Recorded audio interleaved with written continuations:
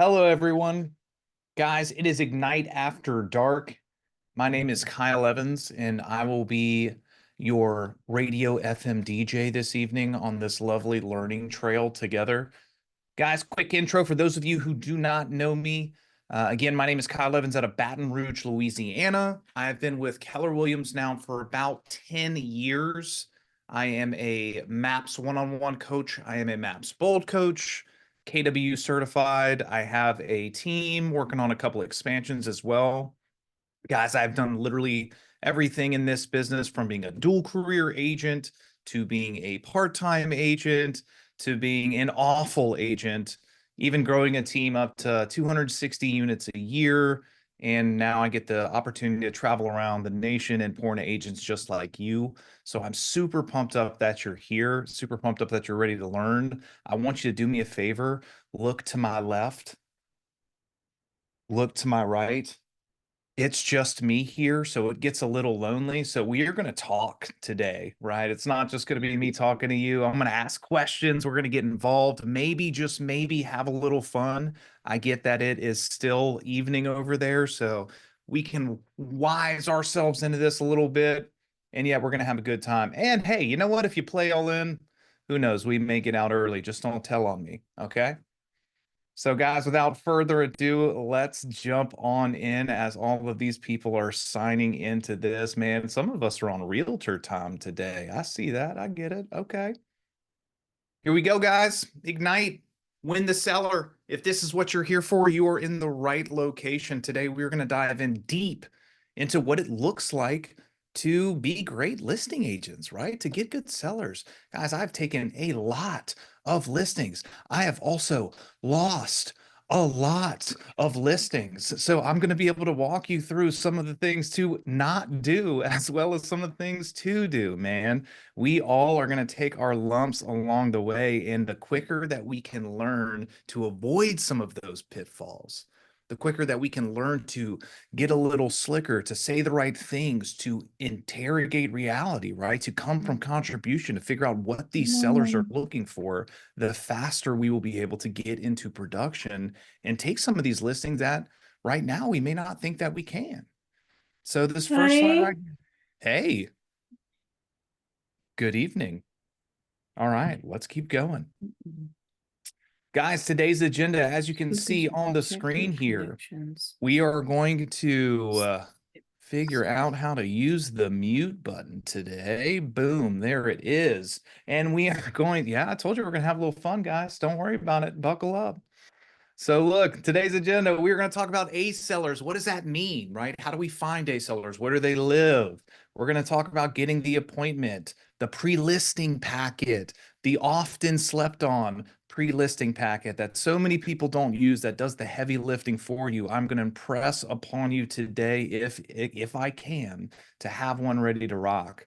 Guys, what does the listing appointment actually look like? What do I do? By show of hands, to all the you beautiful people who are on the screen, how many of you guys have gone on a listing appointment? Couple of us? Cool. Did we take those listings? Yeah. All right. Okay. Well, then maybe you guys should be teaching the class. I don't even know what I'm doing here then. So yeah, we're going to talk about that. What is the listing agreement? Are we getting those signed there? Are we waiting? Are we hesitating? One of the things in the thousands of agents that I've coached is this, man. Some of us agents, we're scared to close. We put on an awesome appointment, right? We have an awesome consultation, and yet we hesitate when it comes to closing time. So we're going to talk a little bit about that today and maybe build some of our energy up around that. Guys, so one of the things I want you to do is start thinking about some of this. Start thinking about some of the questions you have, because I am an open book and I am more than happy to answer some of the things that you have experienced or some of the things you have questions around, or maybe some pitfalls that you've seen. I am not corporate Kyle. I'm the Kyle who's going to give you the war stories and tell you the truth of everything that we've gone through. So let's see what's popping today. Look at this quote by Gary Keller, the mustachio mogul himself.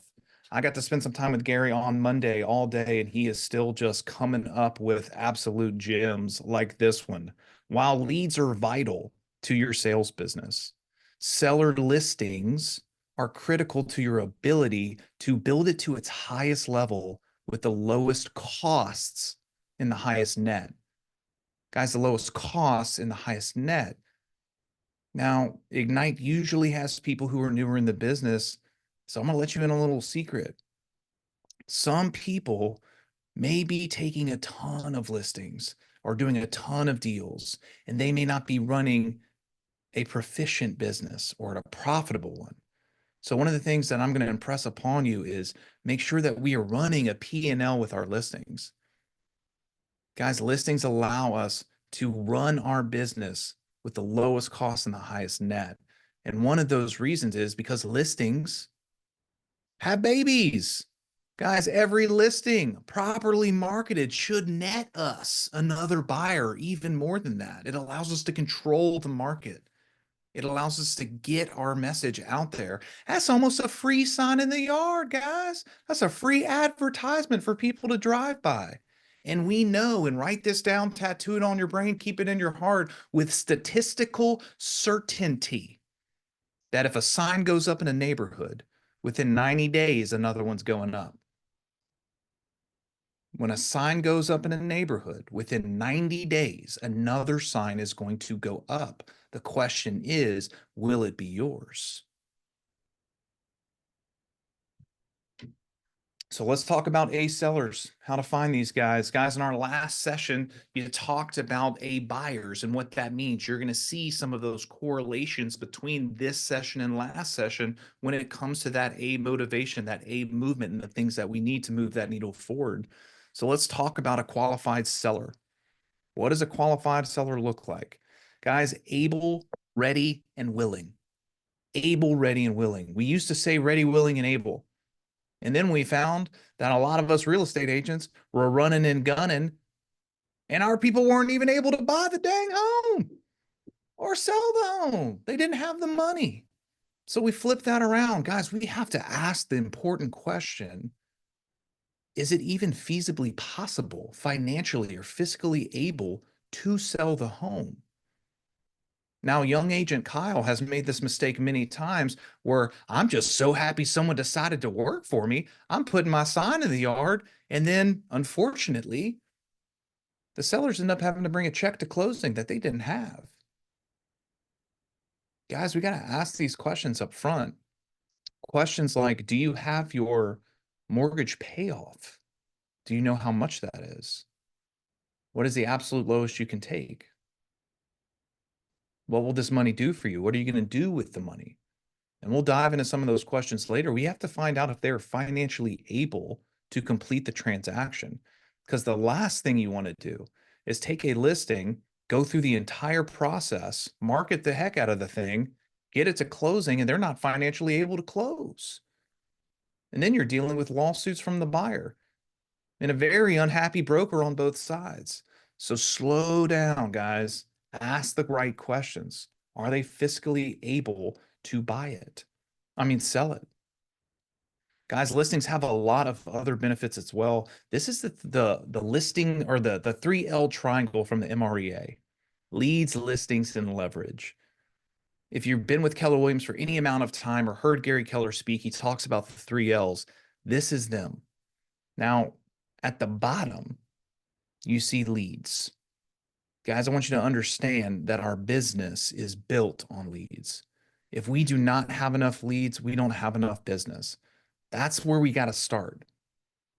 Now, what I'm going to encourage you to do is this: go start sourcing listing leads. Go start sourcing seller leads because they pay the most, guys. Sellers are special. They bring us listings. Look, we've discussed this before. The basis of a great real estate business is built on these 3Ls. We're not going to get into leverage too much today, but we are going to spend a lot of time on listings. And we love listings because, has anybody ever out there worked a buyer? You guys work buyers every now and then? How many buyers do you think you can work at one time? What do you think? Someone come off mute. Don't be shy. I don't bite. I see a 3. Thank you, Cindy. 5. 5. Penny, thank you. Mhm. What else we got? 10? Did I hear 10? Who's the crazy person said 10? That's a lot of buyers. My goodness. Guys, here's the crazy thing about buyers. They take all your time. They take all your time. You're running and gunning and show them around town, writing up all these things, going to inspection appointments. You can carry 20 listings at one time as a solo agent. 20.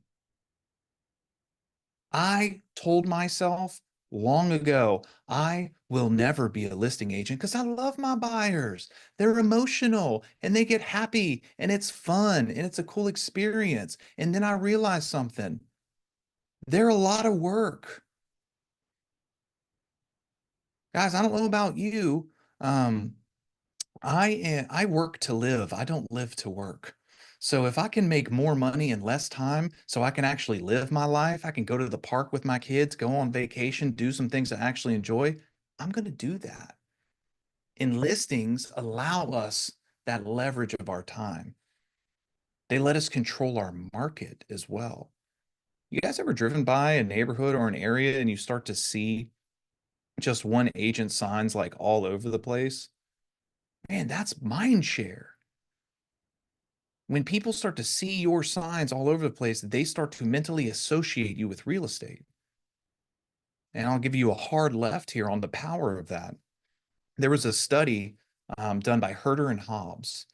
And what they did was they created a fake real estate agent. They made one up. And then they marketed a neighborhood for 8 weeks with direct mail. 8 weeks. After the marketing campaign, they called the neighborhood, they cold called them and pulled them. They said, hey, if you had someone that you loved, or if you were going to make a move, what real estate professional would you use? 65% of the neighborhood listed the fake agent. 65%. By the way, those 65% people, they knew a real estate agent already. So we got to make sure that we are capturing the mind share of the people, not just in our database, but the people in our area. And we can do that through our signs in the yard. So that is the importance of the 3Ls. Guys, here are the virtues of seller listings, the 6 virtues. Seller listings mean marketing opportunities. And we just talked about that. By the way, it's not just signs in the yard. This is 2024. They got this new thing. Some of you may have heard of it. It's called social media. Guys, perception is reality. If you are constantly posting pictures of your listings and talking about different listings and different features, people will start to associate you with a busy agent, whether you have a ton or not. Having a bunch of listings or having seller listings means that we have multiple marketing opportunities. Guys, it also means we have more control of our time. We just talked about that. You can double, even triple the amount of people you work with listings as opposed to buyers. By the way, you know who calls my phone all the time? Buyers. You know who doesn't call my phone all the time? Sellers. Because we set up a time to talk each week where I give them an update and I let them know all that they need to know. I know some of you don't believe me yet, and one day you will. You're going to be like, I remember that crazy guy from Louisiana. He told me that sellers were better, and now I believe him. It's coming. Just wait. Number 3, listings maximize your per hour compensation. It's just us girls here, so I can say this. Guys, the amount of time that I put into a listing file, maybe 10 hours of work.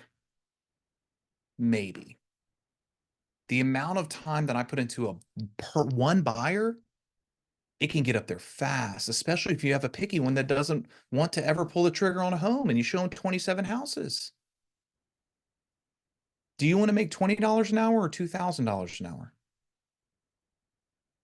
The choice is yours. Number 4, you can do more volume in listings than buyers. Yeah, it's just talking about the same things that we just talked about.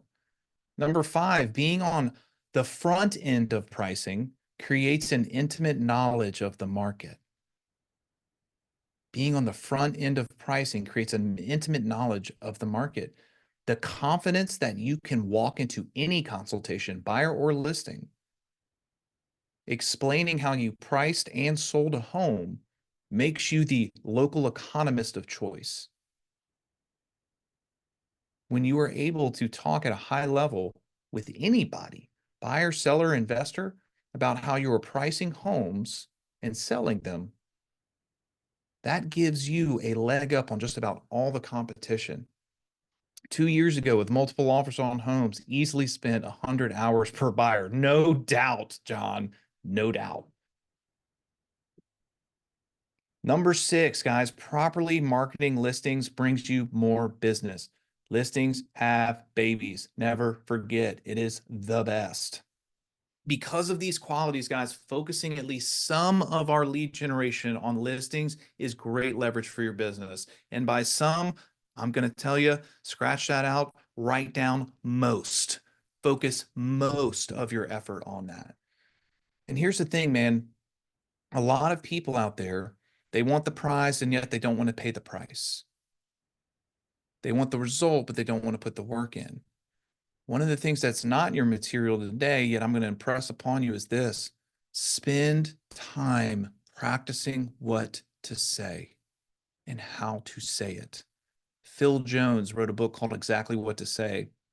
And in it, he says this awesome point. He says the worst time to think of something to say is in the moment. How many of y'all have ever been on a bad date before and then you're like driving home or you're at home later and you're like, dang, it should have said that? The same thing happens on listings, man. I assure you, the same things happen in front of our consultations, and we can get ahead of that with preparation and practice. And yet, it's not going to happen unless we put the time to do it. Guys, I'll tell you a story from the Bold Room. I was coaching this agent, and he had a goal, really, really high goal after we made him double it, of 40 listings taken in the 7 weeks of Bold. And he was freaking out. And I was like, why are you freaking out, man? That's a lot, but we can do it. I've seen that before. And he said, well, I only sold 20 homes last year. I said, oh, okay, that is a lot. Yeah, I'm a little sweaty for you right now, my friend. And don't worry, we're going to do it. But you have to do exactly what I tell you to do. And you can't complain. And he said, I'm in. All right. Said, you're going to make 200 calls a week and you're going to spend an hour and a half a day, practicing your conversations and role play. And he said, that sounds quite insane. I said, trust the process, buddy. By the end of Bold, the end of 7 weeks, his goal was 40. Remember, he was freaking out, maybe had a little heart attack. How many do you think he took? 60. 60. That's a lot. I wish I could tell you 60. It wasn't. It was 38. 38. He didn't hit 40, but 7 weeks, 38 listings, and he only did 20 the year before. Come on, guys. It works. The magic we're looking for is usually in the work that we're avoiding. Learn that now, and before you know it, you'll be wherever you desire to be in this business. And another thing I want to put on you is this. We often overestimate what we can do in 1 year, and we drastically underestimate what we can do in 5. We overestimate what we can do in 1 year, and we underestimate what we can do in 5. Time on task over time. And yet we've got to put in some of these awesome things like the seller service cycle. Guys, it is a model and it is a system that will serve us as we move forward in this career. Number 1, lead conversion, lead generation, lead follow-up. You've already had segments in Ignite on this. Real estate is a contact sport. We got to get belly to belly with people. We got to start talking to them. Write this down somewhere. The conversation is the relationship. The conversation is the relationship. I need you to understand that most relationships are won and lost by the conversations that you're having. We have to pay attention. What are techniques to stand out and win the listing when competing with other agents? Ooh, don't be jumping in the content. Put a pin in that. We're coming to that later. Great, fabulous question. We're going to talk about that. Guys, number 2, pre-listing, the transaction. We're going to talk about that today as well. What does a pre-listing do? What should we do before we even get there? How do we set ourselves up for success and do the heavy lifting? And we're going to talk about the two F's, the fool versus the favorite, and how to become the favorite instead of the fool. Guys, the listing consultation, we're going to spend some time on that. What do we say? How do we act? Where do we walk? What do I do with my hands when I'm sitting at the kitchen table? Like, we're going to talk about all those things. Number 4, service and marketing. We have to service our leads. Write this down, put this somewhere for the love of your business. One of the number 1 reasons that we pick up expireds is because agents promised people stuff and did not deliver. They promised stuff and did not deliver. And guys, I'm not talking about promise that they would sell their house. Duh, that's an easy one. I'm talking about picking up the phone. I'm talking about communication. I'm talking about something as simple as showing up on time. We sold a $650,000 expired, and we got the listing because we showed up on time. Sometimes it's that simple. So service is a huge one. In marketing, I'm going to give you one right here. So I'm going to say it a few times so you can write this down, and I'll desire you to say this on all of your listing appointments. Our marketing is proven. Our marketing is proven. The only thing that we're testing is the price. Our marketing is proven. The only thing we're testing is the price. And here's what I mean by that. Whether you've sold one house, 100 houses, or a few thousand like me, you can lean on the numbers of Keller Williams itself. You can lean on the numbers of your brokerage. The marketing is proven. The only thing that we're testing is the price. Are you going to price your home at a price that will cause it to sell? This is how we are going to be talking. Guys, number 5, offers and negotiations. Obviously, we're going to have to do that. Write this book down if you haven't read it. It's also a great audible. If you don't like to read, you just like to listen. Never Split the Difference by Chris Voss. Never Split the Difference by Christopher Voss. Awesome read. It will take your negotiations up a huge notch, and it's a great ride. Number 6, contract to close, how important that is to bulletproof our transactions, and then the post-close system, because we have to keep talking to people forever. So today we're going to talk about moving some of those A leads to the listing consultation. And what does that look like? The name of the book is Never Split the Difference by Christopher Voss. Looks like this. Never Split the Difference by Christopher Voss. So good. Former FBI hostage negotiator.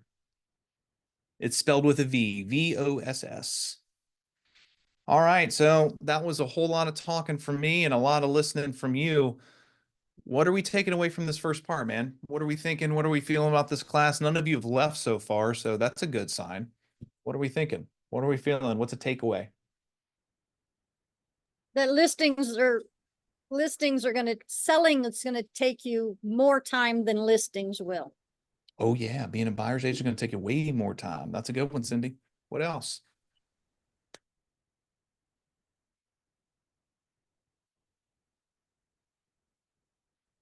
Jenna says, are there any advantages at all to being a buyer's agent? Hear me out. Being a buyer's agent can be wonderful if that's what you love. Don't let me talk you out of what you love. What's right for me may not be what's right for thee, right? So you figure that out. I have a friend who sells 70 homes a year as a solo agent, and all he works is mainly buyers because he loves it, right? So it's going to be for you. I just know that proven time over time, the time that it's going to take, the money I can make, and the extra referrals I can get is going to be listings almost every time. Every time. Conversations, relationship, the 3 L's, show up on time. Please show up on time. Listings have babies. That's right. You guys are a chatty crew, man. Come on, man. You can talk. We can talk. It's okay. So let's keep going here. Getting the appointment. Getting the appointment. What does that sound like? Keys to converting your A sellers, guys. By the way, an A seller, for the definition of this conversation, is someone who is looking to someone who's looking to sell their home within 14 days or less.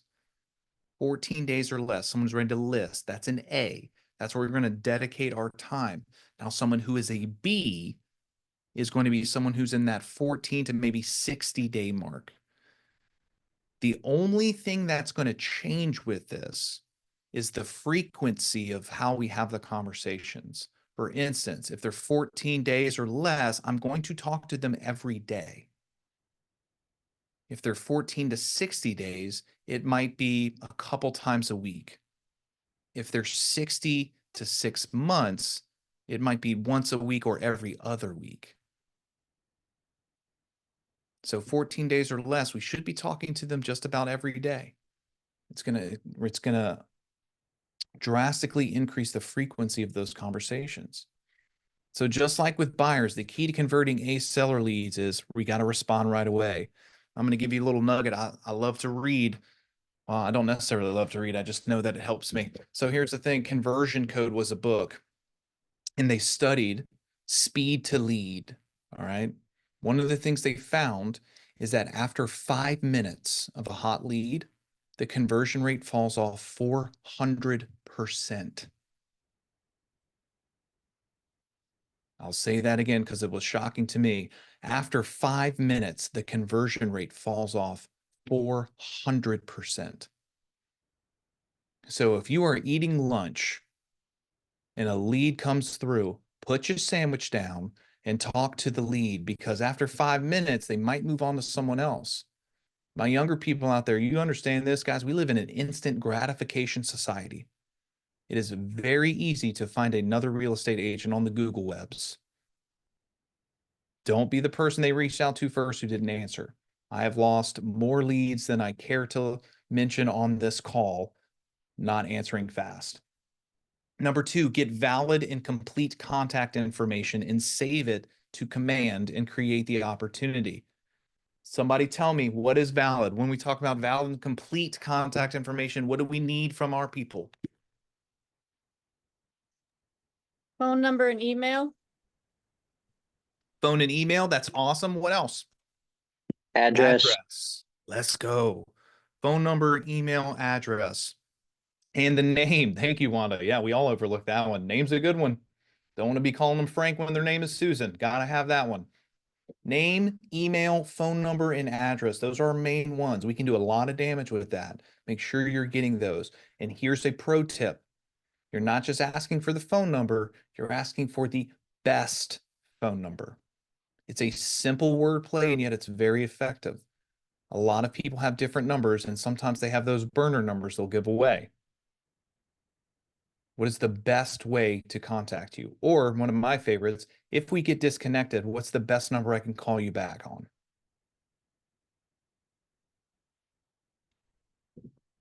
Number 3, determine their motivation to sell so you can speak to it.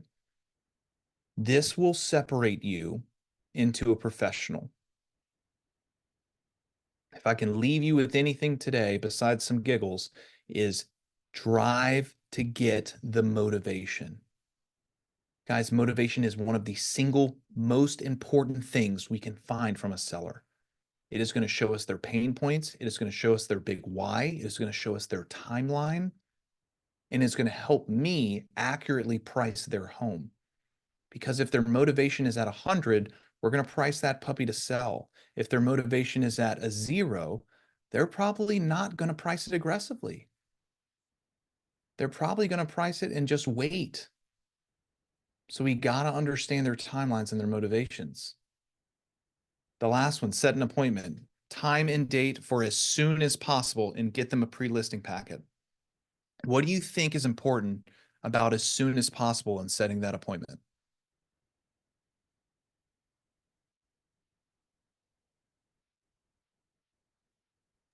The next day. What's that?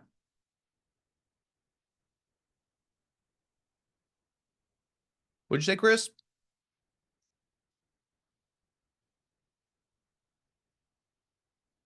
Okay, moving on. I'll tell you Said what. next day. the next day. No, yeah, the next day is great. What's important about being or setting that appointment and getting in there ASAP is this. It is proven that sellers tend to work with the first agent they meet with about 70% of the time. Not the most experienced, not the one with the flashy marketing. 70% of the time, they go with the first agent they meet with. It is important that you get into that door first. Get them a pre-listing packet. So when we're talking about motivation, their big why, this next slide right here, man, walks us through a bunch of it. This is what sellers want most from their agent.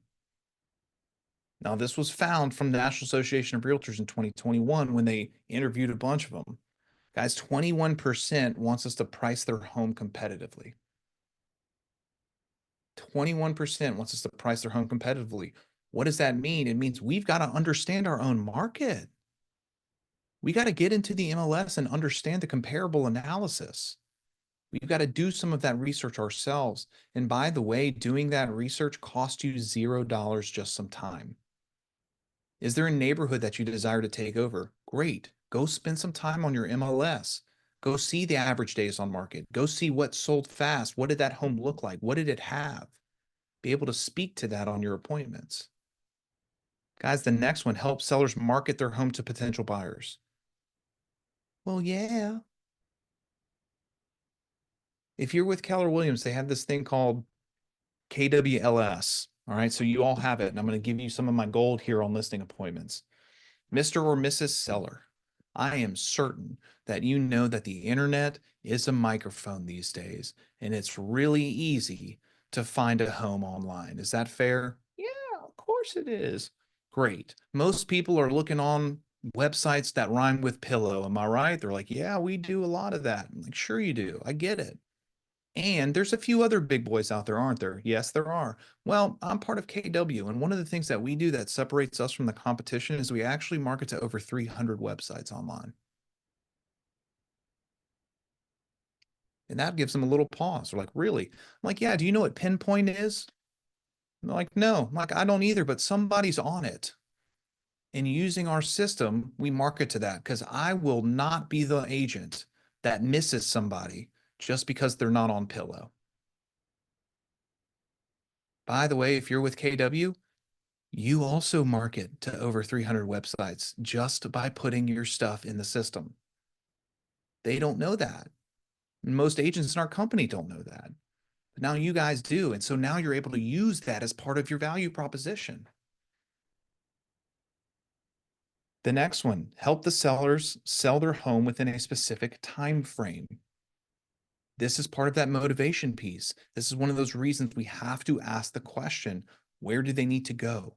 When do they need to be there by? What is important about that? What will happen if we don't sell your home in X amount of days? That's one of the main reasons they hire an agent in the first place. And some of us aren't even asking that question. Guys, the next one is find ways to fix up the home to sell it for more. I am not an interior designer, and yet I can still have a high-level conversation about things they need to do around the house. If I walk into another listing by a Keller Williams agent and they have mixed, matched color light bulbs, I am going to shake all of you with love. It is such a simple thing. You got to know how to prepare the home to make it the best possible way it can sell. Guys, I'm not saying that you have to know every color under the sun and be able to match fabrics and stuff. I'm saying you got to be able to do the small things. Hey, this carpet looks like a pet died on it. We should probably get it steam cleaned before we list. And yet some of us are not willing to have those conversations. I know it's funny, but it's true. And then other was 27%. Who will ever know what that means? Guys, we got to have these conversations. Another thing that we have to do is we have to build confidence and trust. Confidence and trust. There's a TED Talk that I think you guys should all go watch. It is fantastic. It's the Trust Triangle, and it's by Harvard researcher. It's called the Trust Triangle. It's fantastic. in it, they found that essentially trust is built on three things: logic, empathy, and authenticity. Logic, empathy, and authenticity. Logic is, hey, can the people follow my train of thought? Is what I'm saying making sense? Empathy is, are you taking time to see them as a person and not a paycheck? If you want your business to change, forget about the money and start thinking about them as a person. Empathize with their situation. And the last one is authenticity, guys. One of the things they have found is gratitude. You may have heard this before, is one of the highest forms of energy. It's very attractive energy. They found that even higher than that is authenticity. Authenticity is one of the most authentic things you can put out there. Guys, everybody out there has a BS detector, right? They have a believability scale for those of you with your minds in the toilet. They can tell when you are not being your true self. They can. Be real, be you. I'm going to give you completely made up stats that I find work out totally great. Here it is. Of 100% of people, 20% of people are going to work with you because of your gender, your race, your background, your religious beliefs, your culture, whatever. 20% of people are going to work with you because of that. 20% of people are not going to work with you because of your gender, because of your race, because of your background, because of your culture, whatever. Just the way it is. We're not worried about those 40%. We're worried about the 60% that are going to work with us because of the questions we ask, because of our authentic selves we present ourselves as, because of the professional that we show up as. Think about that. That is an 80% capture rate. You master that, you've mastered your market. We got to start showing up like us. Our focus during this process, during the building the confidence and trust, is not to sell. It is to connect. I know each and every one of you out there has been in some situation with a sleazy salesman of some sort. You have. Don't be that person. Don't go listen to internet gurus telling you to do all this finagle dangle stuff. Just be a person. Guys, whenever I change from trying to be a great real estate agent to just being myself who cared about somebody, my business exploded. Because guess what? They went to their friends and they said, you have to go work with this person. They actually see you for you. That will get you more referrals than anything. And yet we can't do it if we're so worried about a paycheck and we're pushing through as salespeople. We got to be people who sell homes, not agents who sometimes decide to be people. I'm getting off my soapbox now. Okay, 7 appointment tactics. Number 1, show the benefits. Guys, we got to show the benefits of working with us. This is part of the closing process. This is how we get that appointment. We got to show them the value. By the way, if you haven't sold a home yet, do you have value to share? The answer is yes. You work with Keller Williams. If you don't have your stats, share the stats of your brokerage. By the way, oh, how many homes have you sold? Oh, well, my company has sold blah, blah, blah. But you got to know your market center numbers. Or if you work on a team, use your team numbers. The take back close. People want what they can't have. I would put a pin in that one and come back when you're a little more experienced because you go really weird. The negative positive close. Guys, the negative positive close. Write this down somewhere, understand this. Pain moves people. Pain moves people. Sigmund Freud, the father of psychoanalytics, wow, look at that. It's late. Psychoanalysis. He found that people about 90% of the time run from pain more than they run to pleasure. About 90% of the time, human beings run from pain more than they run to pleasure. So if your listing appointment is built on how we can get them the most money, you're probably missing with 90% of the people. That's why we're going to slow down and get that motivation. Because for me, the question is, great, would you like to price your home at $500,000? Awesome. What would that do for you? Great. It would allow me to pay off debt and buy this next house. Oh, wow, I love that. Let me ask you, if the home didn't sell and you weren't able to pay off that debt and you couldn't get into that house, how would that affect you? That's a different conversation. You hear how my tonality changes. I slow it down. I empathize with them. Guys, that's a pain conversation, and that moves people. This is how we've got to start operating on our stuff. How much does seller needs to spend money percentage for repairs? Advice, please. I don't think I understand that question. If you can rephrase it, I'd love to answer it. Give them what they're looking for, trial closes, sum to close, tie downs. Guys, these are all tips and tricks on how to sound fancy on the appointment. The best way to close is this: ask for it. Ask for it. Ask for the appointment. Here's one of mine that I use almost every time, especially with a stranger. Hey, listen, I'm not sure if we're fit yet. How about I come over and spend 10 to 15 minutes and we'll find out. Best case scenario, you get some free advice. Worst case scenario, we end up working together and selling your house. How does that sound? It's non-threatening, it's non-committal, and it gets me in front of them. One of the ways that I see a lot of agents fail in setting appointments is they try to be their agent on the phone instead of getting in person. Almost each and every one of you looking at me right now on this screen, and even the ones that aren't, guys, you're better in person. You know that. Stop trying to get them to sign a listing appointment on the phone. Go get it in person. That's where they're going to do business with you, where they can put a face to the name. Make sense? You guys with me? We're vibing here. We're tracking. Cool. Almost everybody said yes. I'm here with that. Questions versus objections. Questions versus objections. How many of you out there run from objections, or you get a little nervous, get a little sweaty, get a little anxious about objections? Of course, this is a judgment-free zone, guys. Absolutely.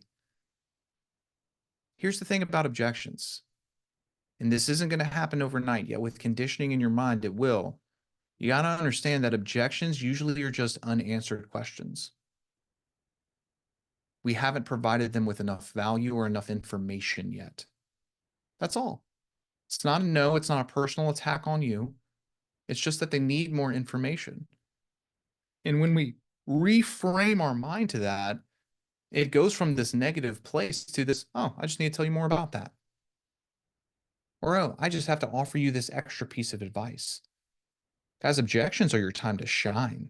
Objections are when they raise your hand and say, hey, show me the way. Now, questions. Is it fair to say that people don't sell their home every day? Is that fair? Is it fair to say as well that you probably know way more about selling a house than they do? Of course. Guys, people are going to have questions. We've got to slow down and give them the air to ask them. And we got to understand that questions aren't a bad thing. It's a great thing. Understand this, man. Unspoken expectations lead to unmet expectations. Unmet expectations lead to frustration. And frustration is the killer of almost every relationship, personal or professional. If they're scared to ask the question, they won't. If they don't ask the question, it's going to be an unmet expectation for you. And that unmet expectation will lead to a frustration and not a referral or not a closed deal. So slow down. Let them ask the questions. If someone says something like this, what's your commission or compensation? By the way, if my FBI agent is listening, all compensation is totally negotiable.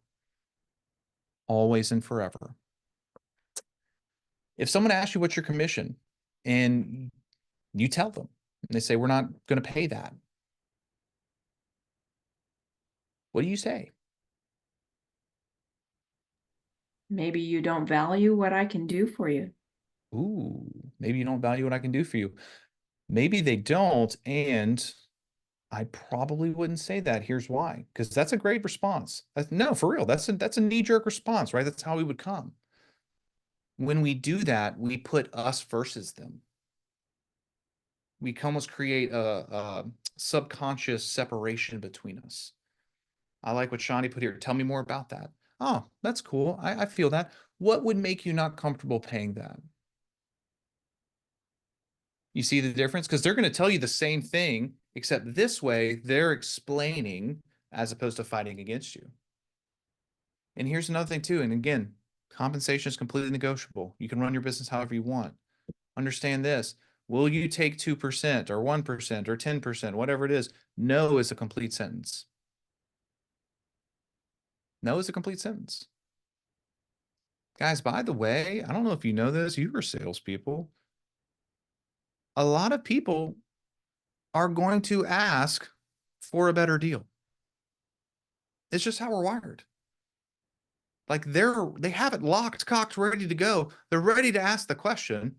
And yet when we say no confidently, it moves forward. Are you Tiffany's or are you Taco Bell? The question is yours. You can run it however you want. And listen, I've had more than 20 or 30 clients ask for a discount and I say no, and they say, okay, we were just curious. And then we move on. I say, sign here, press hard. Guys, real estate agents are the best deal in town. Here's why. Completely hypothetical compensation example.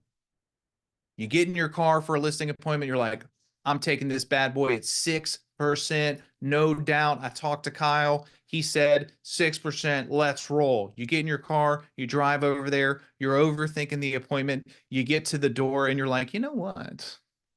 I'd probably take this bad boy for 5%. Then you go through the appointment. You're sitting at the table like, you know what? I really want this thing. I'd probably take it for 4%. Guys, you start talking yourself out of whatever compensation you desired as you're going through the day. Stick to one. Understand your P&L, understand your worth, and know that no is a complete sentence. And then when someone says, well, the agent down the street is going to do it for this less percentage, I ask them this one question. I just wait. Say, hey, I hear that. And when is the last time that the cheapest thing you paid for turned out to be the best thing?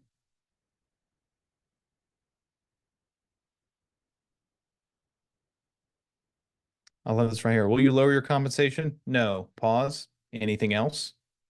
And they typically move forward. Beautiful. Absolutely great response. The answer is no for you, right? And again, run your business how you see fit. So when a question is asked, we answer it.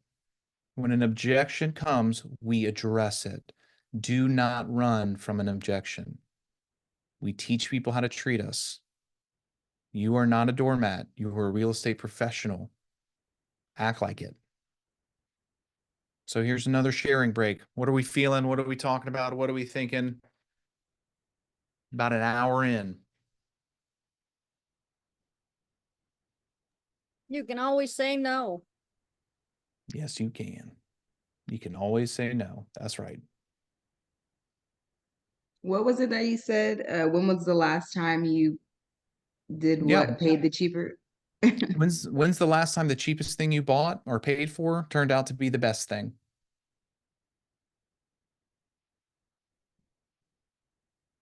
The answer is never. I say, or if they're funny, right? I'll say something like, you know what Wish.com is? I'm like, what? Yeah. I'm like, you know, when you think you're going to get something cool on Wish.com and you buy it and then it's like 1/10 of the size. People are fun, man. Have some fun. Expectations. 70% of the people work with, first agent they meet. Yes. The trust triangle. Yes. Objections mean they have unanswered questions. You need to give them more info. Absolutely. Understanding the seller's motivation. So These you are good. truly like to be the first agent that they meet? I I always have. like to be one of the last. So here's the thing, Victoria, love that. I'm the same way. I'm first or last. I'm never in between. I am first or last. And here's why I started trending towards first. It's because I'm usually leaving that appointment with paper, signed and executed. And one of the things, the objections I get sometimes, and we can just do a masterclass on this, is, well, Kyle, we're going to think on it. We've got a couple other agents to interview. We'd like to talk to them first. Cool. Totally understand that. Let me ask you a question. Is there anything I did not go over that would stop you from signing with me today? Or maybe anything that someone else promised you that I haven't gone over today? They'll tell you. That's one of those objections that we're going to handle when they come. And yet it's important to ask those questions. By the way, before I even go there, I'm going to ask this question just like this. Hey, man, I love to see that we're going to meet Tuesday at 4 p.m. at insert address here. Before I go out, just to make sure that I can serve you, if you're comfortable and confident that I can sell your home for what you desire, would there be anything holding you back from signing with me when we meet? The answer is no. It's yours to win. The answer is no, it's yours to win. So yeah, first or last, never in between, man, ever. And just know if you go last, you might not go at all. Because here's the line too that I'll say. If they're like, well, we do have this, we're meeting Frank, the other real estate agent, we promised him. And I'm going to say something just like this. Say, hey, I totally understand that. It kind of seems to me that you guys are people of integrity and you like to keep your word. Is that fair? Yeah. Well, here's what I'll do. I'll go ahead and call Frank. I'll let Frank know that you guys are going to work with me and that we're going to possibly offer this compensation should he bring a buyer. Would you like me to do that for you? They're going to be, oh my God, you would do that for me? Yes. As I used that when I was a newer agent, and they told me the agent that was coming behind me, and he was a shark. He was a shark. I knew if he walked in that door, he was getting that listing, and I was going to be a figment of their imagination forever. I used that line. They said, oh man, that would be fantastic. So you know what I got to do? I got to call that shark and give him that line. And you know what he said to me? Nothing. He started laughing his head off and was like, good job, man. He got it. He understands. Guys, a lot of people are non-confrontational. And so sometimes they just want to hold that other appointment simply because they said it.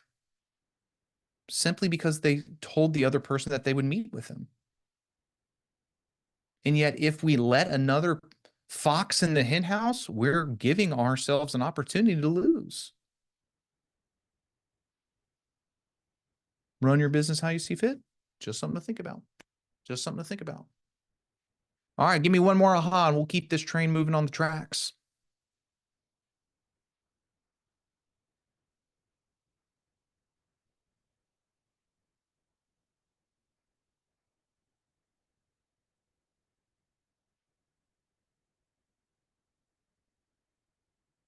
I'll wait.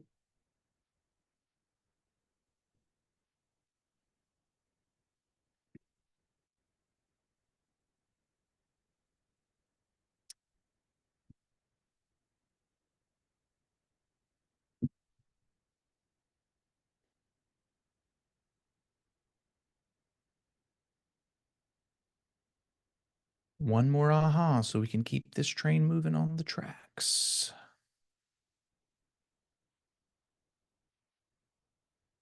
Give them what they're looking for. Thank you, Wanda. Let's keep going. All right.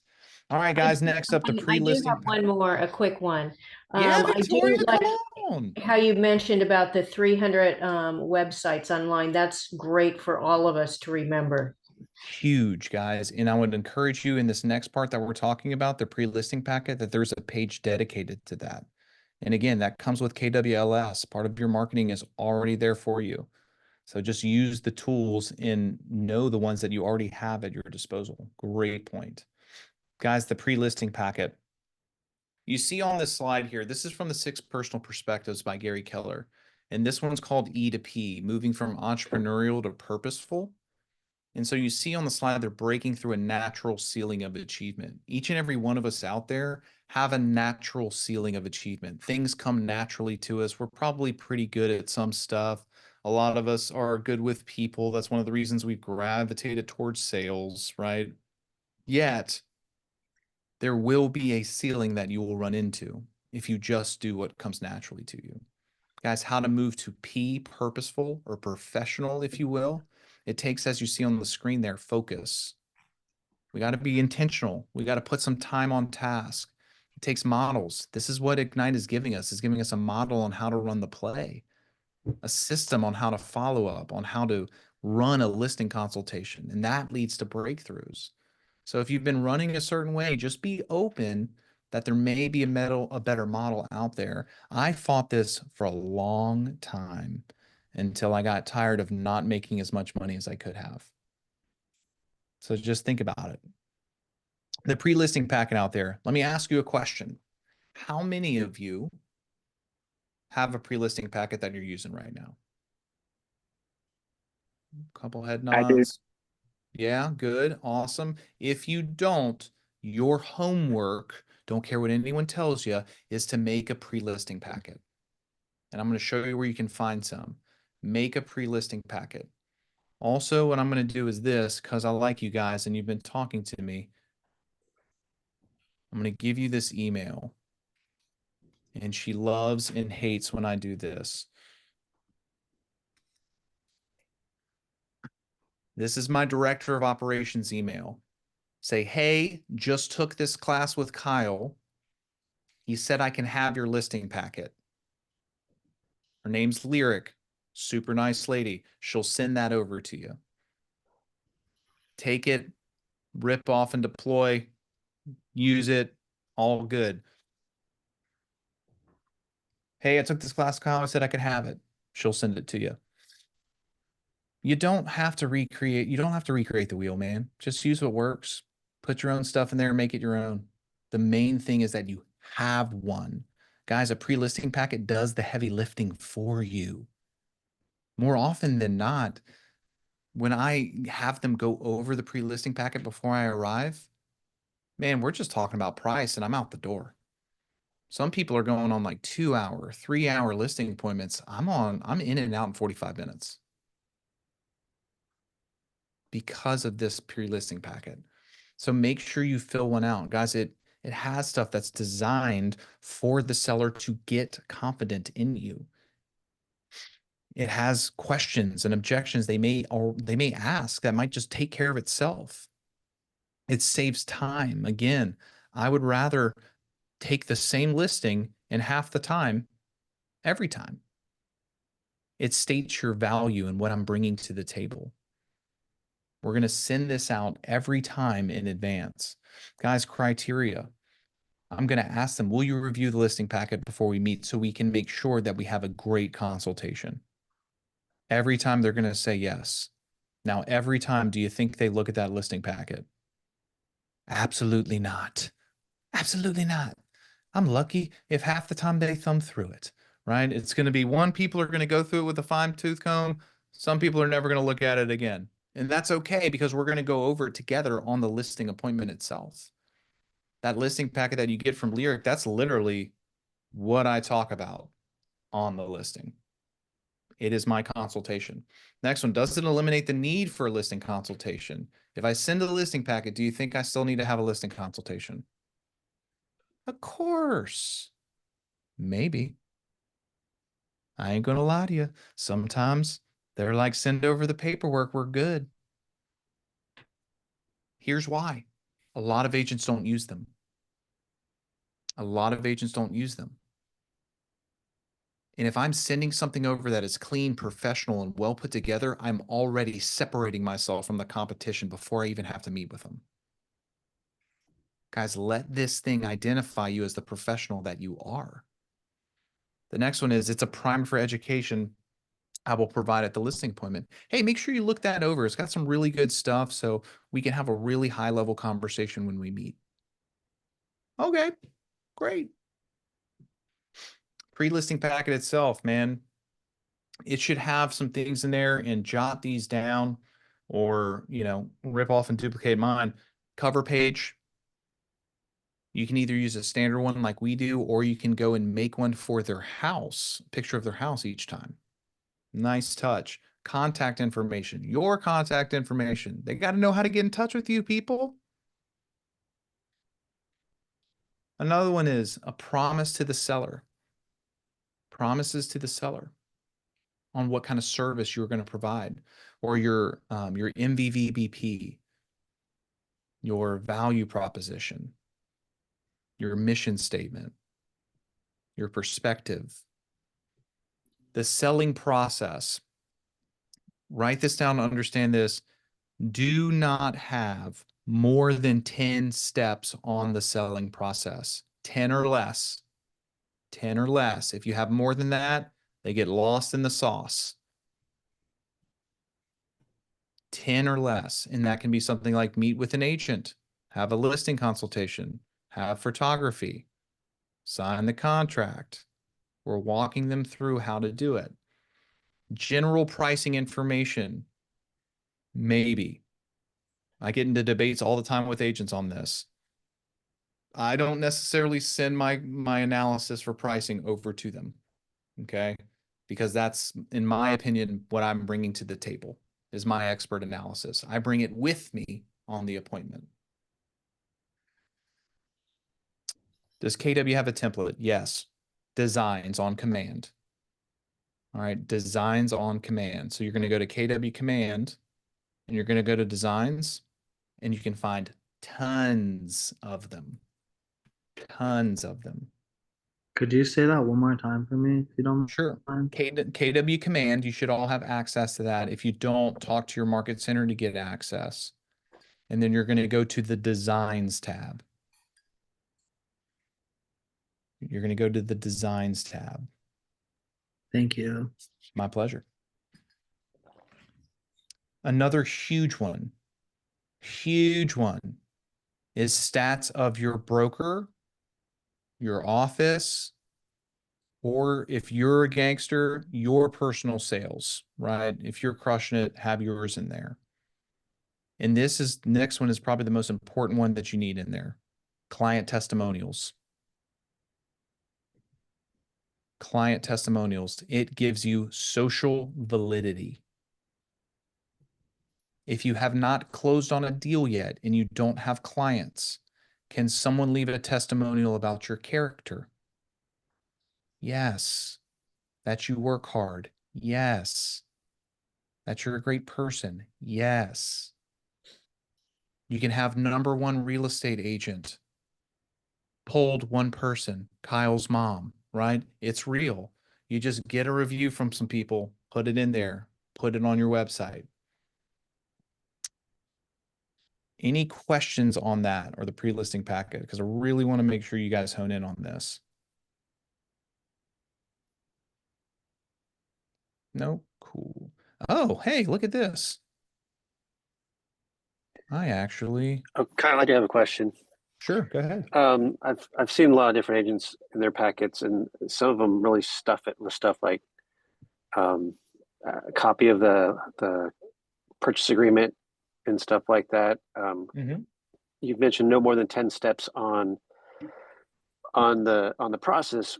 Do you have like an idea of a limit of what you'd put in this packet? You don't want it to look like a phone book. No, that's a great question. So the purchase agreement and things are not part of your packet, and yet they are part of our listing docs that we're going to give them or send them previously. So that's a great question. So I'll give you an example right here.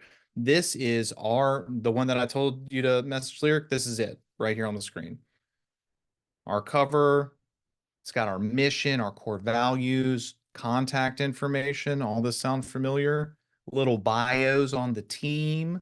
And I spend some time here because I do have a team, and that separates me from other people. And I use it. I say, hey, listen, and guys, even if you have a transaction coordinator, hey, you see how I'm meeting with you right now?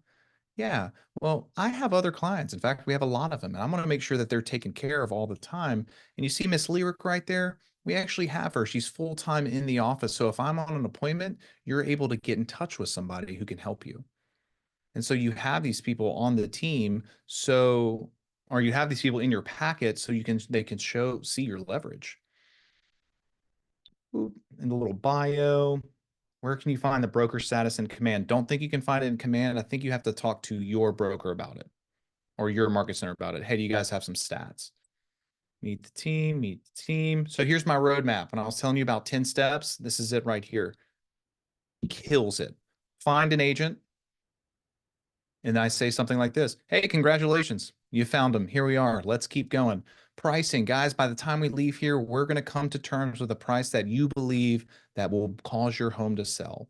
Staging, we're going to walk through some of this stuff, what we should move, we should take out, some things we should do around the house, or if you would like to have it professionally staged. Number 4, marketing. This is where I'm going to talk about the 300 websites that we market to, right? Professional photography, things of that nature. Listing, yay, your home is live and viewable to potential buyers. I'm going to explain to them where their home is going to be, what it's going to look like, the listing description, things like that. Showings. This is a great time to explain to them. Do you guys have showing time? Like where people can like request showings? I'm going to talk about showing time right here. All right. Here's a great story, and I'm kind of long-winded if you can't tell. Please, please make sure that you tell them this important part. I was going head to head with one of my buddies, and he is a top agent. And so because we were best friends, we're talking smack to each other before the listing appointment, right? And I knew I was a better agent than him, and we had a better team. We both go on the appointment. He takes the listing. And I was like, no way, dude. There's no way that you beat me. And so I called him up angry. I'm like, did you undercut me, man? You know what I charge. Did you undercut me? He's like, nah, dude, I just did my normal stuff. I swear, here's the listing agreement. And he didn't. So I was like, can I call the seller? He was like, yeah, go for it. So I called the seller. I was like, hey, yeah, I saw you went with this person. Great agent. He's going to take awesome care of you. Listen, in an effort for us to get better, I would like to know, what led you to him as opposed to choosing us to sell your home for you? And they said, oh, Kyle, it was very simple. You actually knew more about the market. You're even more professional, and your team seemed to be a better option. And I was like, kind of confused here, Frank. What's going on? And he's like, well, he had something that you didn't offer. And I'm like, I know this guy. We have way more than he has. And they said, he's going to put a lockbox on our door so only realtors can access it. And our family safety is not something that we take lightly. Yeah. Yeah. That was a 30 grand commission gone over a lockbox. Guys, when you get to showings, make sure you're going to tell them, do not skip the fact that you put a lockbox on the door. That's my mistake. I took for granted that they knew what I provide. Don't make that mistake. Slow down, right? Tell them all the things that you have. Offers, we're going to walk through that. I'm going to sit with them and go over every single offer that comes through, and that we're going to present them all in a timely fashion when they come. Under contract, we're going to explain that process just like we talked about buyers last time. You're going to walk them through some of that. Hey, listen, when we go under contract, there's probably going to be an inspection. There's probably going to be an appraisal. Tell them these things. The final details, hey, start packing. Don't break anything on the way out. Don't forget your cat. And then the closing. Very simple. And again, I told you, this pre-listing packet is literally my listing appointment. It's a script that I get to follow so I don't ever get confused. Real estate terms. This is a good one. Guys, people don't use all the same terminology that you do on a regular basis. So just having something, understand this. Human law, and you guys probably are going to understand this for yourselves when I say it. People like to look good and be right. Y'all some pretty people out there, so I know you like to look good, and you like to be right. And what I mean by that is this.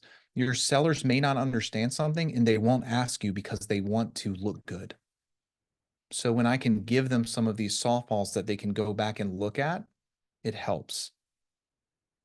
Preparing to sell. This slowly walks through all the points that we just went over. I love this one here. Preparing their home for sale checklist. Very simple, yet very effective. Repaint neutral colors, remove clutter, keep pets and their belongings out of sight. Just simple things, guys. Depersonalize. Mow the lawn. Come on now. Some people. Finding a buyer, right? Talking about marketing, talking about the listing, the showing checklist. Again, super good one, often overlooked by agents. Some people don't know how to get their home ready for a showing. Very easy stuff. It's even got check boxes for them to make them feel good. Final steps. Here we go. Customer testimonials. I told you it's in there. Listen, Mr. and Mrs. Seller, don't take my word for it. Any salesperson is going to obviously want them to work for you. Take our forever clients' word for it. You can actually find us on Google. We're actually proud to say that we have nothing but 5-star reviews. And I'm sure you understand that it's very hard to hide bad business these days on the internet because everybody has a keyword and a vendetta against someone that did them wrong. And so go look at all the reviews that we have. More often than not, they're going to say, we already looked you up. Put it in there. Is this what you send them prior to meeting? Absolutely. Every time without fail. And then we even throw some additional resources in there for some of our vendors that love on us and we love on them. Some people that we vetted. And I tell them, hey guys, we did the heavy lifting for you. Went and found some of these people for you. They're trusted professionals. And notes for them to take. Was that helpful? Does that give you a little idea? Cool. Cool.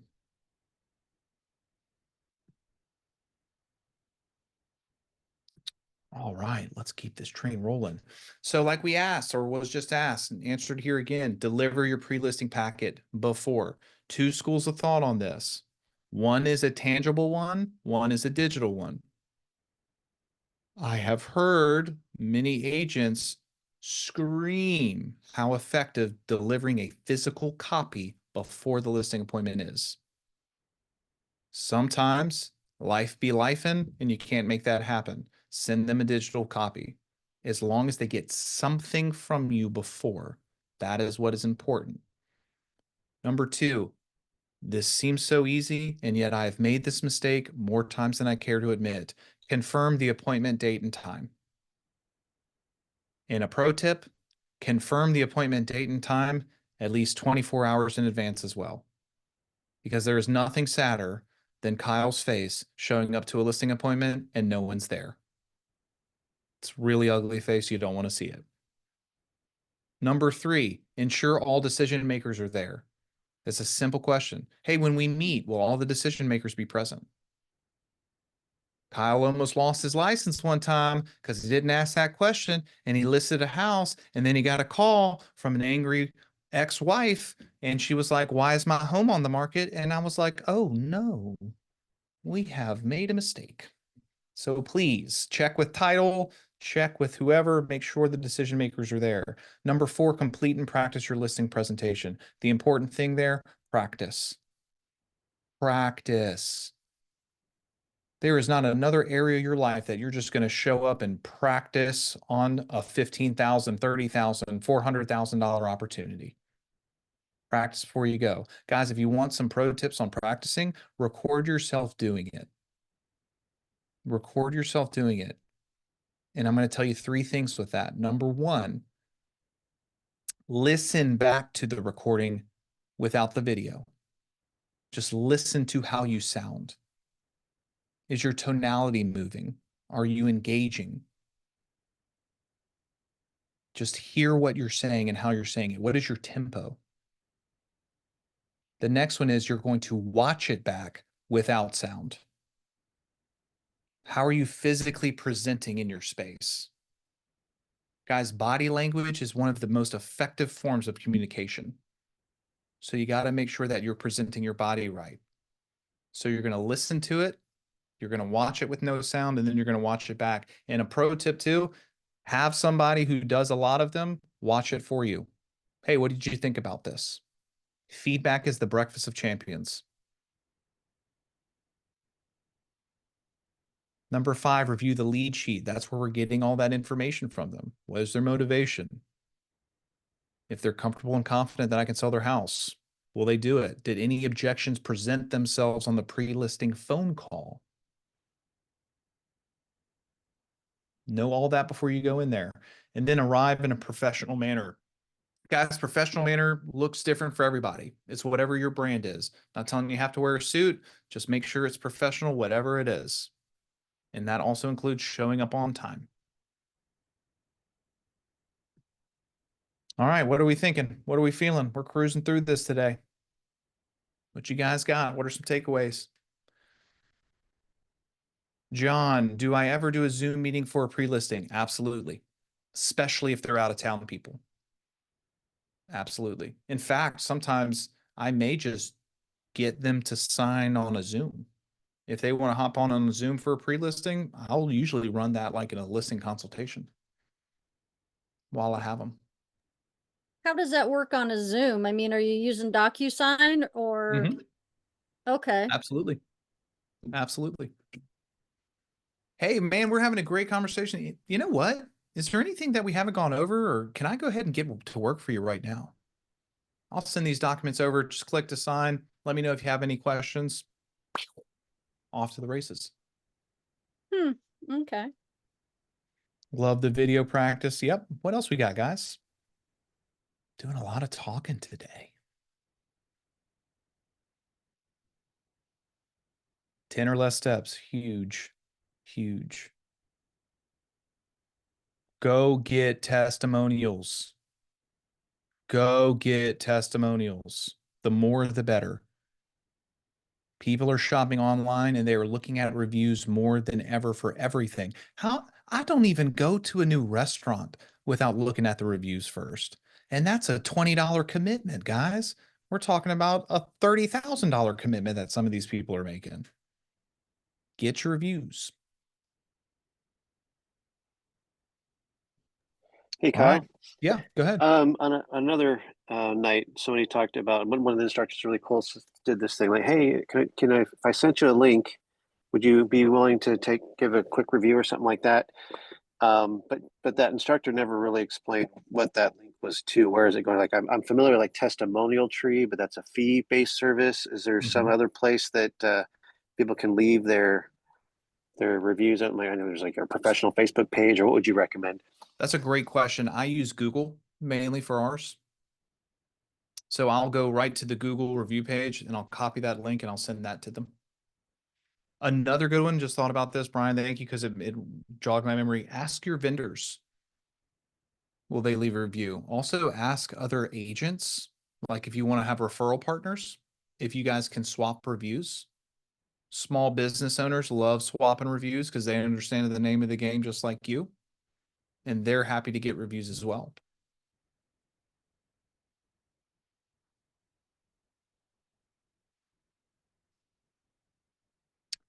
Heard a tip that at the closing table, slide a review sheet because they're already signing documents. Great. Great one. Absolutely. Closing table is if it was a good transaction, is a great spot for further reviews. Sometimes I'm like, no, we don't have a place to review. Don't worry. You don't have to leave us a review. Don't worry about it. Oksana, I will never forget her. All right, getting a listing signed. Here we go, man.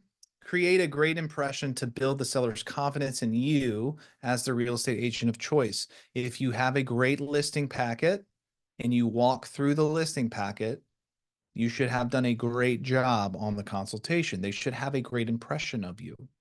Share your price recommendation, the initial list price for their property, and your reasoning behind it.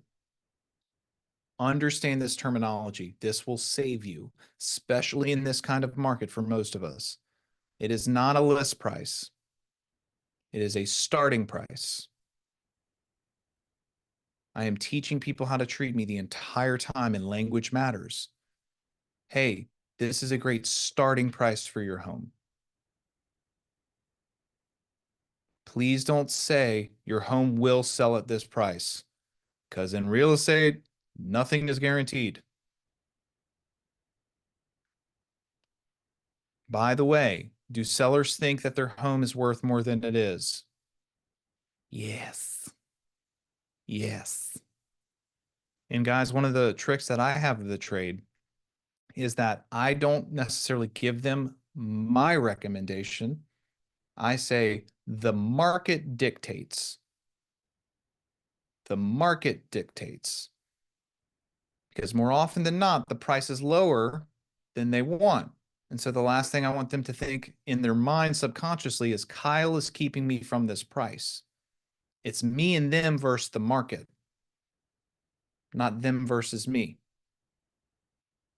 Hey, what do you think we should price the home as? Listen, I don't know. I will tell you this. The market says X.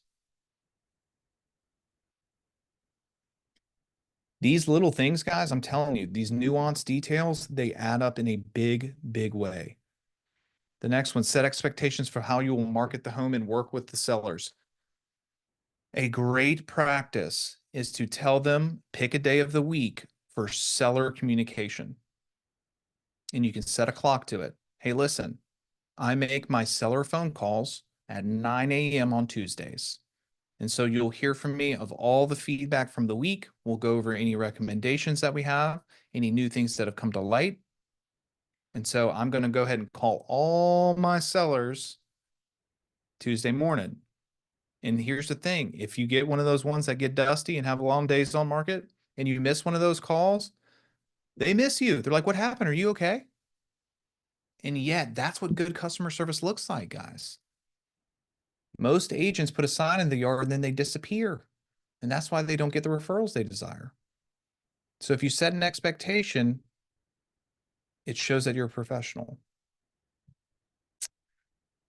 How the listing presentation goes. All right.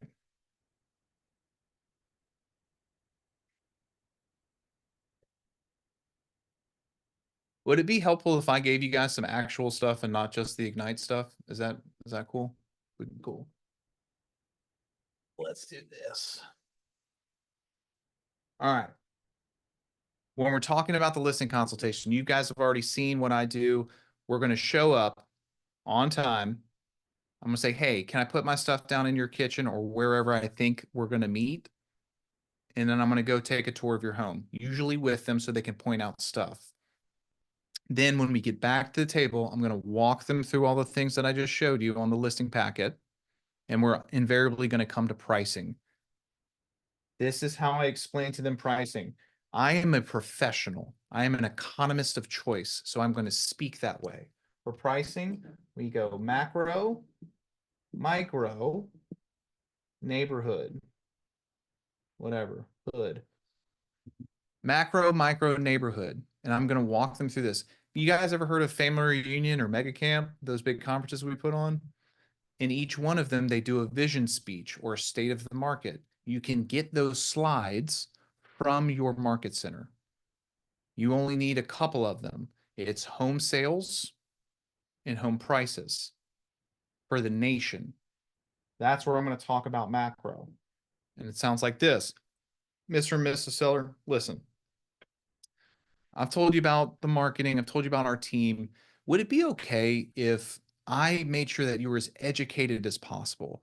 That way, you don't have to listen to me or any other agent or even your mama, that you will know the statistics and the facts, and you'll be able to make what's the best decision for you and your family. Would that be helpful to you? No one says no to that. They're like, oh God, yeah, please walk us through. So I'm going to literally pull the slide up from MegaCamp that talks about the home sales in the nation. And I'm going to say, this is what's going on in the macro. This is what's going on in our country right now. Walk them through that for a couple minutes. Then we're going to go micro. And what I mean by micro is the county, the parish, the town, a general area around them. And I'm going to bring up some statistics on what's happening in that area. Days on market. Are the prices trending up or down? Is the inventory trending up or down? Days on market. Are the prices trending up or down? Is the inventory trending up or down? Those are my three main factors. The next one is we're going to go smaller yet again. We're going to talk about their neighborhood specifically. And this is we're going to get into the meat and potatoes of the pricing. So we're going to go macro, micro, neighborhood. Now, when we get to the neighborhood, I'm going to give them the little razzle dazzle. Does anybody like to be told what to do? The answer is absolutely not. My ladies out there are like, not me. So I'm not going to tell them what to do. I'm going to present them options so they make the choice. So it's the tale of three homes, A, B, and C. A is going to be premium. B is going to be market. As you can see, my handwriting is magnifique. And C is going to be wholesale. I'm going to pre-pull these comps and have them with me. I know, and most of you will know when you start to research properties, what you think that home is probably going to sell for within a range. So what I'm going to do is I'm going to go find some that are super fancy. They've been updated. They got a pool, they got a cabana, whatever. They're the nicer option of what this person's home is. And nicer homes usually command a nicer price. I know that going in. The next one is what I think their home probably looks like, smells like, feels like, and what that's sold for. I'm going to give them an actual sheet of that MLS. And the next one is one with deferred maintenance, one that's a little junkier, a little less than, and what that's sold for. So remember, we went macro, micro, neighborhood. Mr. or Mrs. Seller, listen, this is what's going on in your neighborhood right now. We have this nice one here. Let's look at it together. Let's see what is, wow, this one sold for 300,000. I know that you said you might want that. Let's see what this one had. Oh, a pool. Wow. Did you guys say you had a pool? No? Okay. Okay. No worries. Let's keep going. Oh, all granite countertops. Do you guys have that? No? Okay. Well, let's keep going. And I'm literally letting them deselect that price themselves. I'm not saying, hey, you don't have a pool. I'm asking because it's a different conversation. The market. Hey, all right, well, let's look at this one. Oh, wow. Okay. Well, this one, same questions. Does it look similar feel? Boom, boom, boom. Okay. Well, this one sold for 250, not 300. All right. Well, let's look at this one. Oh, wow. This one sold at 200. Now, if you were a buyer looking at these and seeing what's happening in the nation and your town and your neighborhood, I'm curious, what do you think a buyer would price your home at? They're going to pick market more often than not because you just presented the data. It's sitting right in front of them. And notice, I never said, hey, I think your home is worth 250,000. That's what we should price it at. They feel in control. And when they feel in control, they will make the right decision. And that's what Kyle's listing appointments sound like. Sign here, press hard. By the way, when you slow down, no agents are slowing down like that. I don't say no. Most agents aren't slowing down like that. They don't forget that. They really don't. Your needs. This is a great page. Guys, we got to talk about their needs, their wants, their desires. You've heard me speak on that over and over and over again. Here's some questions for you. What is the biggest concern with the upcoming transaction? What is your biggest concern with the upcoming transaction? They're going to literally tell you how to win with them with that question.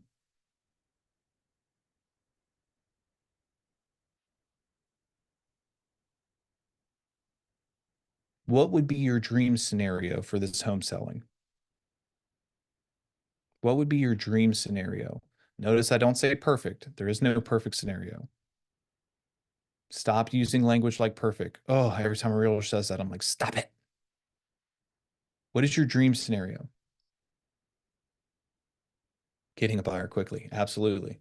Awesome. What is important about that to you? Getting a buyer quickly? Yeah, totally hear that. What's important about that to you? Ask that question. What is important about that to you? Another one, what would that do for you and your family?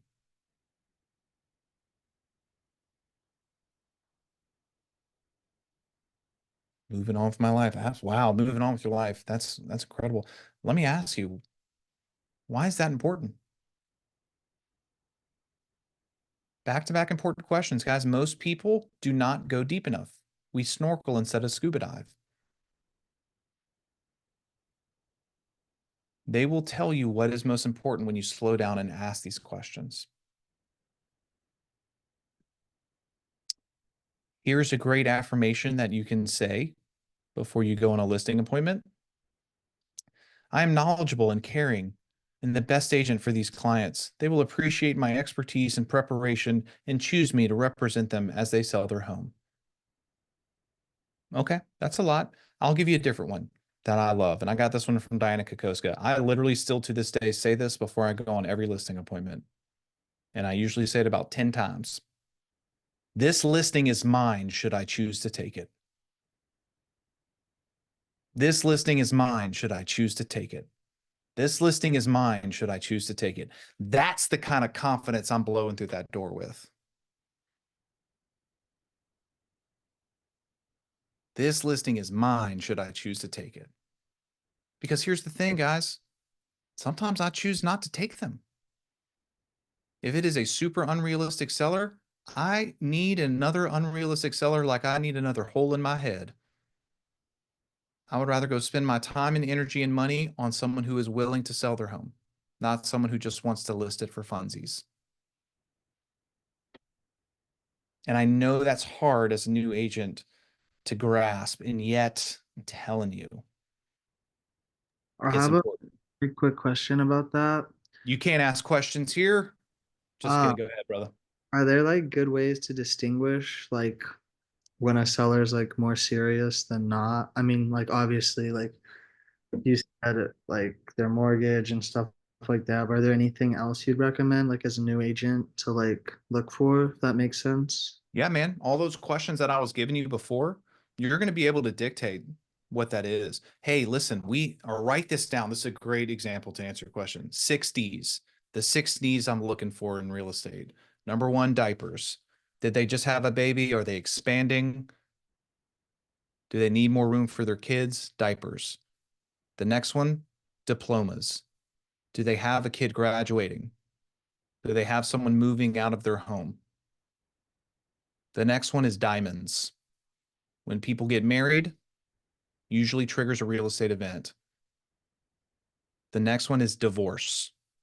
Divorce usually triggers 3 real estate events. So we have diapers, diplomas, diamonds, divorce, death. Did someone die? Or is someone terminally ill? Usually triggers a real estate event. And the last one is deployment. When I hear any of those 6 Ds, bells start going off in my head. I'm like, these people are more than motivated. Another great motivation trigger is if you hear new job that they have to move somewhere for, because usually there's a timeline associated.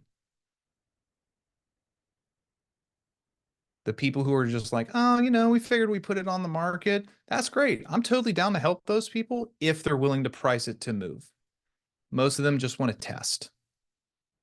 And I'm okay to test. Hear me out, because I don't want to steer you guys wrong. I will test a price. Yet I'm leaving the listing appointment with signed price improvements at certain intervals. Hey, Mr. and Mrs. Seller, I see that, you really are stuck on testing this price. You know what? Let's go to the casino and see if it works. However, what I'll do is this. We're going to go ahead and sign these price improvement forms, and we'll try it your way. We'll test the market and see what happens. And yet in 2 weeks, it's going to come down to this recommended price. Is that fair? That way, here's the quote. We know we're not leaving any money on the table. It is better to have a logical conversation up front than an emotional conversation later. Because if you don't leave with those price improvement forms and said, hey, yeah, in a couple weeks or a month, we'll go ahead and lower the price, they are not going to. They're going to keep kicking that can down the road. So that's a great question, James. Guys, here's what I need from you. I need you to scan that QR code and give me some reviews. Go with your heart and leave a 5. Even if you're not on screen, I still need you to do that for me.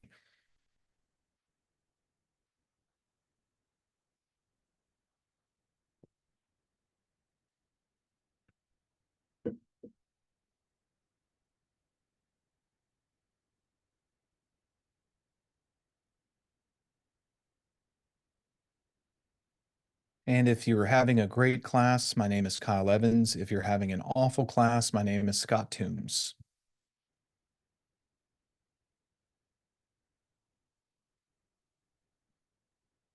I have one more quick question for Sure, you. man. That's what I'm here Um, for.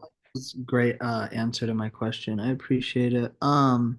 I know you guys have said this before, but do you guys pre-record these, or like is there a way to access these? Because Great question. Don't know. I'm Okay.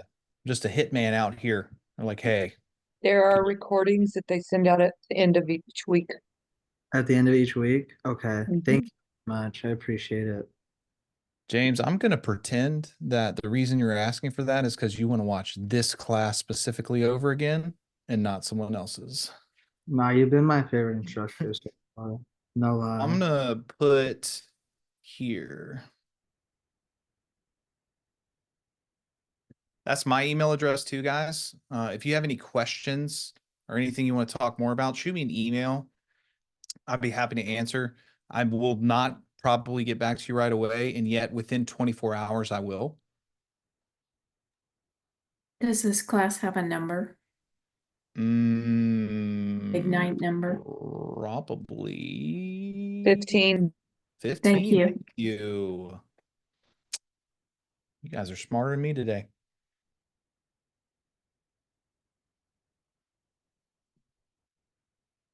Yeah, look, you're not bothering me either. So make sure shoot me a message. I'd be happy to help. It's literally my calling. It's why I'm a bold coach, because I enjoy helping you guys. Because I've been there too, and people help me. And I wouldn't be here if I didn't have help. So let me know. This is Opportunities in Command, guys. Make sure, as always, we are updating our pipeline in Command. If you don't know how to do that, talk to your tech trainer, talk to your TL. I'm sure they'd be happy to walk you through that class. Do you have a class on geo farming for seller leads? I do not. I do teach farming sometimes to the agents I coach. I don't have a class specifically for that, though. The listing walkthrough, we touched on this. Make sure that we walk through the home. I prefer to walk through the seller. I prefer to walk through with the seller.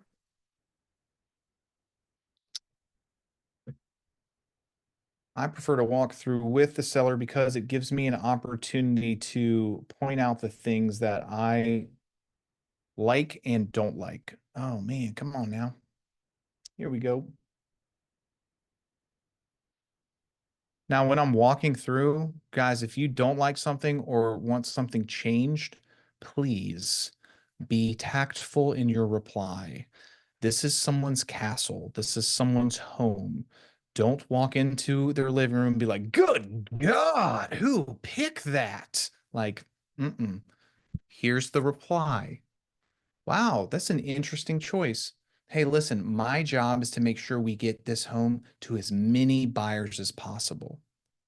And while this choice is awesome for you, it may not be for everybody. Let's think about doing X. Let's think about doing Y.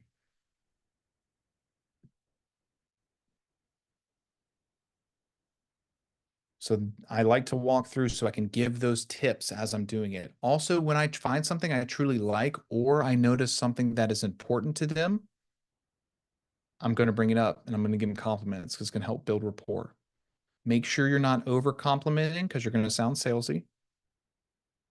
And make sure you're not complimenting things that need to be changed because then you're establishing bad behavior. It is a dance. Handwritten note cards never go out of style. People think they do. They do not. After every listing consultation, whether you got it or not, write them a thank you note. Even if they went with another agent, here's why. A lot of agents are expiring listings. And they will come back to you. It happens to me often. Not often. It happens.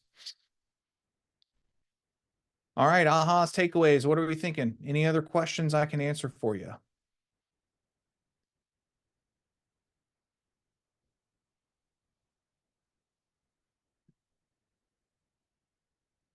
Cool. Tight. All right, guys, this is what we're going to do. I want you to write down 5 names. 5 names.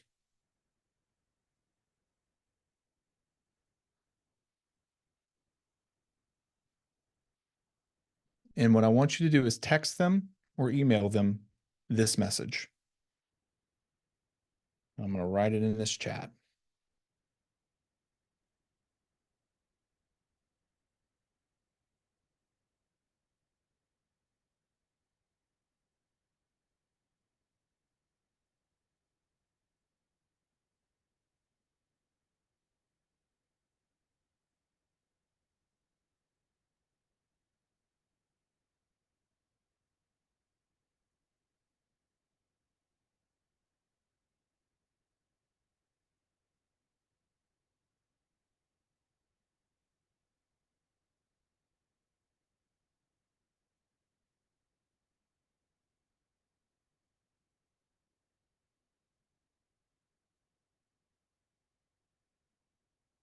Boom. Hey, it's Kyle. I'm working on my 2025 sales calendar, and you're important to me, and I want to make sure that I don't miss you. Do you have any real estate needs for next year? If so, when? So I can mark you down. Make it sound like you, right? That's how I do it. It's all obviously loaded with grammatical errors. Don't judge me. I didn't judge you. So just send it how you sound. But that is the good framework. And your homework is going to send this to at least 5 people. One of the things myself and my team do is starting in October, we call our whole database with this question. It shows that you're a professional because you're future casting next year. And we're using buzzwords like my sales calendar. We're also saying that they're important to us. We're giving them FOMO by saying we don't want to miss you. Hey, how would I miss them? Because I'm busy as crap, guys. I got a lot of people. I'm a high profile real estate agent. You don't want to be like, hey, there's no chance I'll miss you because I don't have any clients. So what day would you like me to come over? These little nuanced conversations go a long way. And it's a very non-threatening script. Well, we can't say that anymore. Conversation model. Is that a scary message to send? No, we all can do it. And this is the thing, man. A lot of us agents, at least I did, especially in the beginning, suffered a lot from fear of rejection, fear of failure. And so I wouldn't talk to people because of that until I started learning some of these things that could get me into it like this. That is non-threatening. It's also not, hey, it's Kyle, I just got my real estate license. You know anybody looking to buy, sell, or invest in real estate? That turns people off. This is a sneaky way to say just that, just in a different way.